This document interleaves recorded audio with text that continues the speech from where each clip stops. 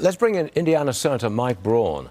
Mr. Senator, is the green agenda, Biden's green agenda, is it failing?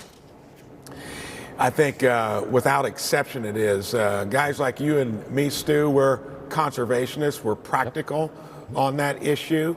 There is nothing practical about the Green New Deal. You look at what's happened globally, our main geopolitical foes are still building coal-fired plants weekly, China, other places.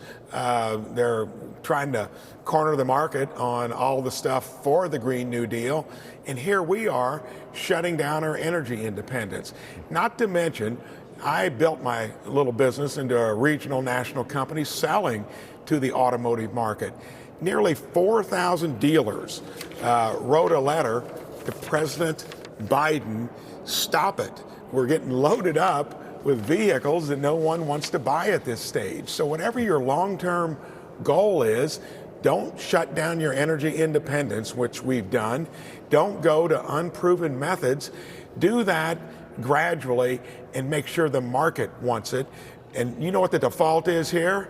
Do it all. Borrow every penny along the way, and that's being measured in the trillions, which most people don't know as well. That's a nightmare.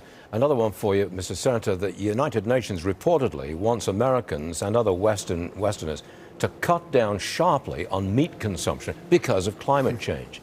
You're in farm country, Indiana, farm country.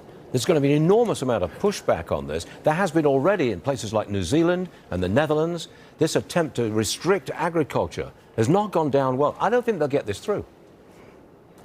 When you actually start going from trying to force vehicles down your throat to saying that you cannot eat meat, poultry, and other stuff, that is government gone wild. Even if you buy into everything that might be at work in the climate, that's one thing. The modeling has been off. You cannot force this stuff again where you're spending trillions of dollars to get it done. The UN is got a lot of other stuff it could be doing better at, rather than trying to direct the menu around the country, especially in places like Indiana. That's not going to sell very well. This climate conference, it's called COP28, starts tomorrow. President Biden won't be there. Xi Jinping won't be there. Pope Francis won't be there. And the whole thing is being held in a Gulf state that made its money from oil. You know, I'm inclined to say that this kind of, it's almost becoming a farce. Is that too strong a word? I think a farce and a very hypocritical.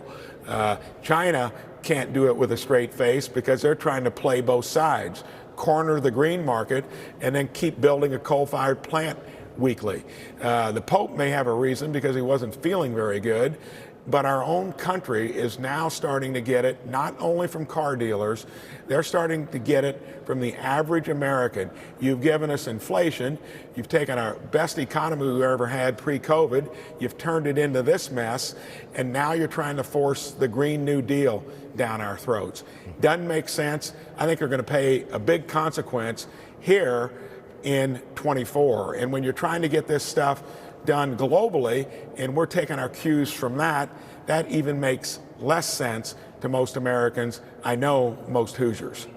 I know that in New Zealand, the government's opposition to agriculture and the attempt to cut down on the herd size of dairy farms and beef farms, that they changed the government.